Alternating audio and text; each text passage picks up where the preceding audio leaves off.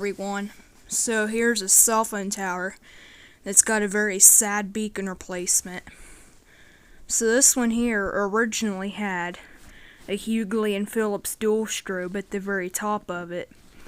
But in 2013, they replaced the dual strobe with the FTS 370s. It's a flash technology beacon. There's two of them below the platform, which I don't really like it when they install them below the platform, just because the flying aircraft above the tower can't see where the tower's at.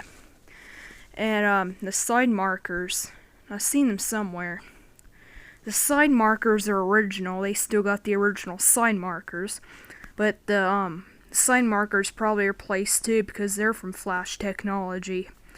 But yeah, it did have a Hughley and Phillips dual strobe, and somewhere in 2013 it was replaced with two FTS 370s. I think that's a Flash Technology beacon. Here's the beacon that tower originally had. Hughley and Phillips dual strobe. And there's the two beacons it has now. Flash Technology FTS 370s. There's a second tower that got torn down in 2014. It's hard to see. And I think this one you can't really see its side markers. I think those are right in here somewhere. It's kind of blurry. But this tower was taken down in 2014. It was in the same area, actually. And this is the beacon it had. It had FTB 324 beacon. But I think on the top of it, instead of having a black ring on the top of it, had white on the top.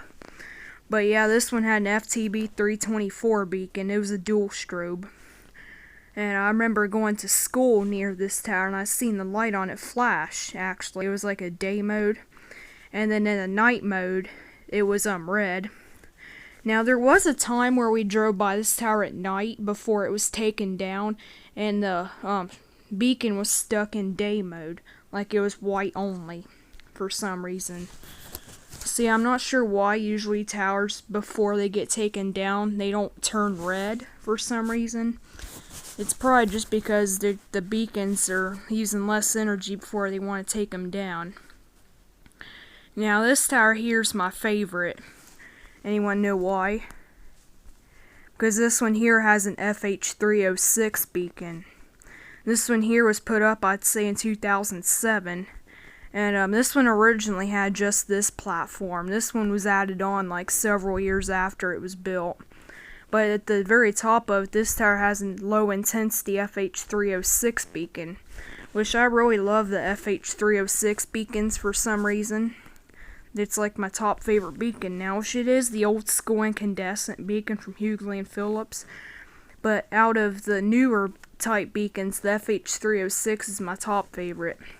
So this one here, we've seen it at night, and it's a very low intensity. You can barely see the night mode of it. But the day mode, it's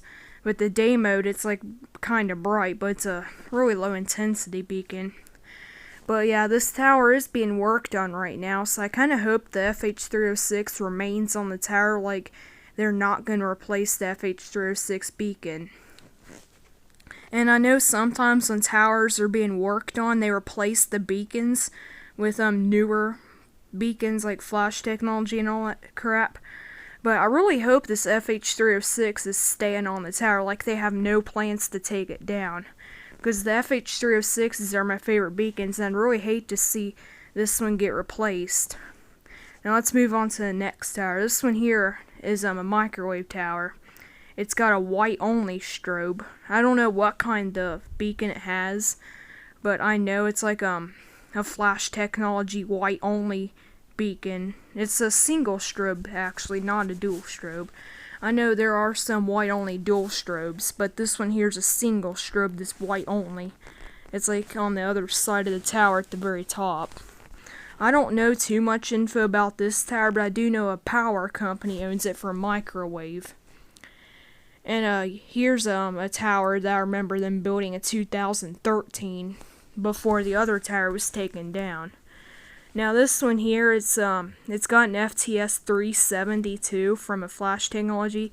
It's like a medium intensity actually, because I remember back when they put this up in 2013, I asked one of the guys below it what kind of beacon it had, and he said something like an FTS 370 beacon.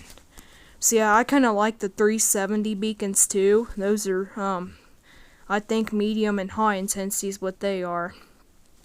So there's another view of the beacon at the very top, the FTS 370. This tower is owned by Verizon, and I think the guy said it was an FTS 370, because when they put this up in 2013, I remember asking him what it was, and he just said it was like a broadcasting tower too. But Verizon, they probably use this tower for cell phone antennas, which I don't know where at on the tower their antennas are installed at. But this one's owned by American Tower Corporation, because I know now that Verizon's partnering up with Tillman Infrastructure, and like all the newer towers now have FTS 370s. I think since 2012 they started getting FTS 370s. But I just love the towers with FTS 370s and FH 306s. But yeah, if you look on this tower, you can see where they're below the platform. There's one on the other side of the tower, and there's one on the bottom right of the platform, if you see on the bottom right of it. But the very old Hughley and Phillips dual strobe used to be on the very top of the platform. And like when they changed out the antennas on this tower, they put up FTS 370s on the tower. But yeah, these two towers can be seen from my school. This one and this one can both be seen from my school, because I go to school right by these two towers.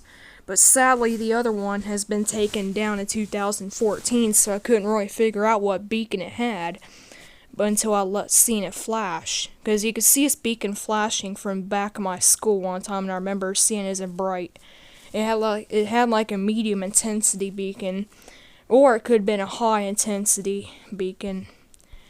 An FTB 324 beacon is what this tower had. I'm still trying to figure out where the sign markers on the tower at in this one, but I don't know. They did have sign markers though. And this one here is owned by AT&T. But yeah, AT&T, they kind of screwed their towers over sometimes when they all had the Hughley and Phillips dual strobes, because this one, it's below the platform, and it should be like raised up high above the platform so aircraft can see and be warned about it. There's an existing tower there.